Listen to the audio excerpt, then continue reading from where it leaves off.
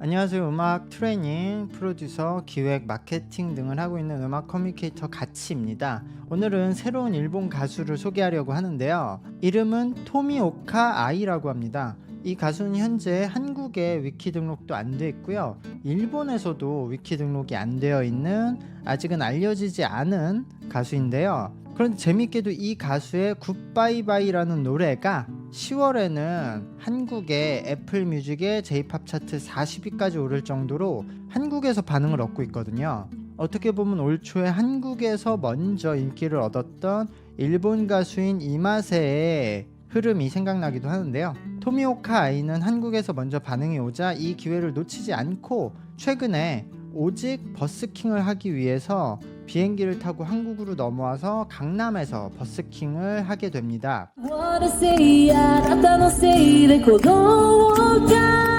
그게 굉장히 반응이 좋았고 이후에 한국에서 멋대로 지금 제2의 아이명이다 라고 부르고 있는 상황인데요. 그 굿바이바이를 오늘 같이 들어보시죠. 영상은 한국어 번역 가사 영상으로 보겠습니다.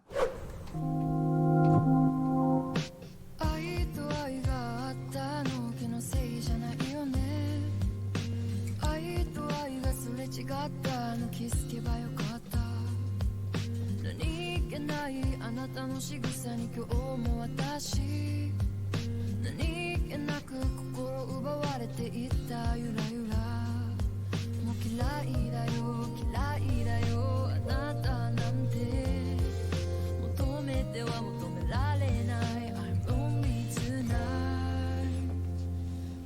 Be by your side 会いたいわあなたにそれだけが言えなかったI wanna say あなたのせいで鼓動が今日も高まってるの She's by your side 私じゃないの最初から分かってた I say goodbye bye bye 私の曖昧な片思い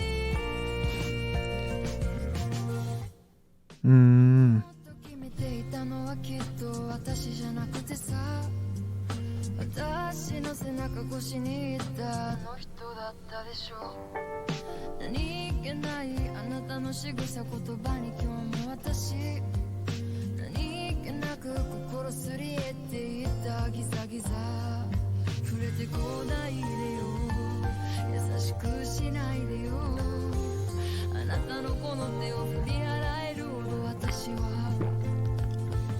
強くないの好きだから Be by your side 会いたいわあなたにそれだけが言えなかった 이 노래는 아이명 같네. I wanna say あなたのせいで鼓動が今日も鳴り続けるの She's by your side 私じゃないの最初から分かってた I say 아, 요 부분만 일렉 들어가는 거 좋네. 私の曖昧な片思い She's by your side あなたのことを好きなのは私なのに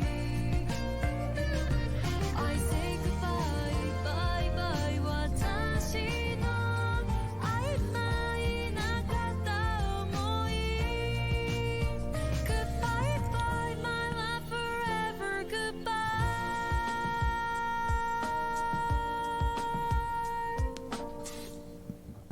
이래서 아이명 얘기가 나왔구나. 사실 보컬 음색이나 스타일은 아이명과 좀 거리가 있는 스타일인데 저도 이 노래를 그때 이제 10월에 막 화제가 됐다고 해서 그때 한번 들어봤긴 봤는데 이렇게 제대로 들어보기는 처음인데 저 나이를 모르겠는데 어린 것 같아요. 그러니까 요즘 친구들처럼 부르네. 일본 보컬들 사이에서도. 그러니까 아이명만 해도 아이명이 굉장히 지금 일본에서 MZ세대의 대표지만 그래도 아이명도 기존 그 일본의 여성 솔로 싱어송라이터의 그 계열이 있거든요. 예전에 뭐 유이부터 그다음에 뭐 미와라던가 뭐 있는데 그래도 그 사람들이 공간을 좀 꽉 잡고 부르는 계열이에요. 다 아이명까지. 근데 이 친구는 그냥 가볍게 호흡을 던져서 부르는 거 보니까 이런 틱톡이 유행하고 나서 많이 나오는 계열이네요. 그 부분은 다르네요. 그래서 저는 노래하는 스타일은 다른데 왜 아이명 얘기가 나왔지 했는데 근데 이 노래 자체가 뭐 이런 계열의 노래의 편곡이 그렇게 뭔가 건드릴 게 없으니까 사운드가 비슷한 건 당연한데 탑 멜로디 뒤에 끝에 올라가는 탑 멜로디가 아이명 같은 그 느낌이 있네요. 그래서 얘기가 나온 거네요. 어쨌든 근데 이런 곡들이 만들기가 쉬울 수도 있는데 만들긴 쉽지만 좋은 곡을 만들기는 어려운 게 이런 곡들은 흔한 코드 진행에 되게 단순한 곡의 구성이기 때문에 그런 같은 계열의 다른 가수들과 비슷한 곡이 되기 쉽고요. 되게 그냥 밋밋하게 진행하다 끝나는 곡들이 많이 나와요. 근데 그 안에서도 캐치하면서도 어느 정도 다른 색깔을 만드는 것은 굉장히 어렵거든요. 근데 이 곡들은 들어보면 그런 요소들을 어느 정도 갖췄어요. 그래서 이 창작자가 탑라인을 만드는 센스는 확실히 있다는 게 느껴졌고요. 보시면 곡의 제목이 굿바이바이인데 부제목에 I to I라고 적혀 있어요. 그리고 노래 시작하는 가사가 I와 I가 마주쳤다 라는 가사가 나오죠. 그리고 다음 문장에서는 사랑과 사랑이 엇갈렸다라고 하거든요. 그러니까 일본어로 사랑의 발음이 I거든요. 그러니까 영어 I, 눈과 발음이 같은 거죠. 그래서 이 눈인 I와 사랑, I로 지금 일본어 상에서는 가사 라임을 맞춘 거예요. 그리고 문장 전체도 이어지는 단어가 마주쳤어, 엇갈렸어로 정반대의 뜻을 배치하면서 이것도 의미로선 라임을 맞춘 거죠. 그래서 아마 창작자는 영어 I와 일본어의 사랑, I가 발음이 같다는 점 때문에 사랑은 눈을 마주치는 것, 뭐 이런 주제를 생각하는 게 아닌가라고 추론할 수 있는데요. 그래서 곡의 부제목에 I to I를 쓴 것 같아요. 이게 굉장히 중요한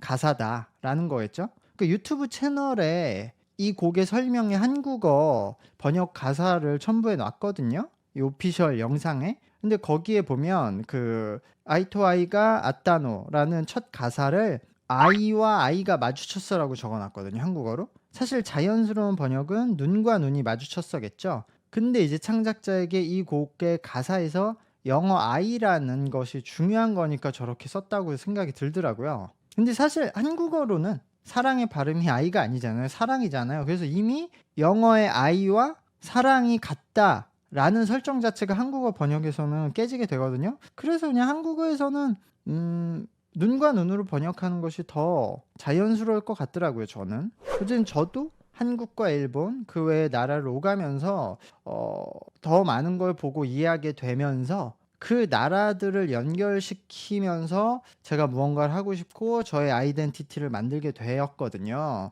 근데 제가 듣기로 이 토미오카 아이상이 호주에 뭐 있었어서 영어를 잘한다고 들었거든요. 그래서 본인이 경험한 영어와 일본어를 연결시켜서 이런 곡을 만들게 된 거 아닌가라고 뭐 생각이 드는데요. 버스킹 직후에는 지금 멜론에서도 보면 이 해당 곡의 좋아요가 3,000개가 넘게 되었고 이제 가수 팔로우도 400명이 증가를 했어요. 그래서 이제 반응이 생기자 한국에서 여러 공연 기획사에서 일본 회사에 연락이 갔던 것 같더라고요. 이게 막 돈이 된다고 하니까 이제 여러 명이 달려드는 거죠. 지금 반응이 오니까 그래도 한국에서 뭐 4,500명 공연할 수 있을 것 같은 건데 4,500명 공연해도 그래도 뭐 매출은 요즘 공연 단가로 하면은 그래도 뭐 4천만 원 뭐 이렇게 나오니까 지금 온 반응으로 그대로 그냥 공연해 먹으면 되니까 공연 기획사들은 추가로 마케팅 비용 안 써도 되니까 달려드는 거죠. 근데 진짜로 요럴 때 그 잘 판단을 해야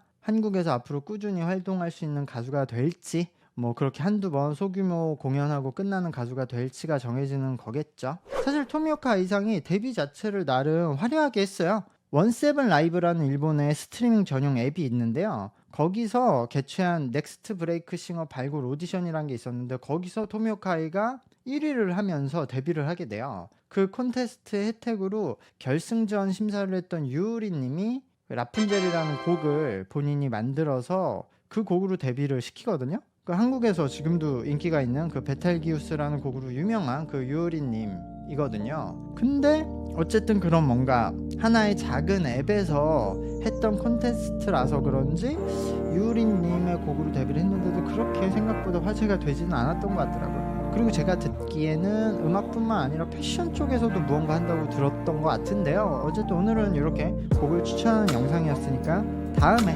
토미오카 아이님에 대해서 제가 소개하는 영상을 통해서 좀 더 자세하게 이야기를 하도록 하겠습니다. 구독과 좋아요 부탁드릴게요. 감사합니다. 안녕.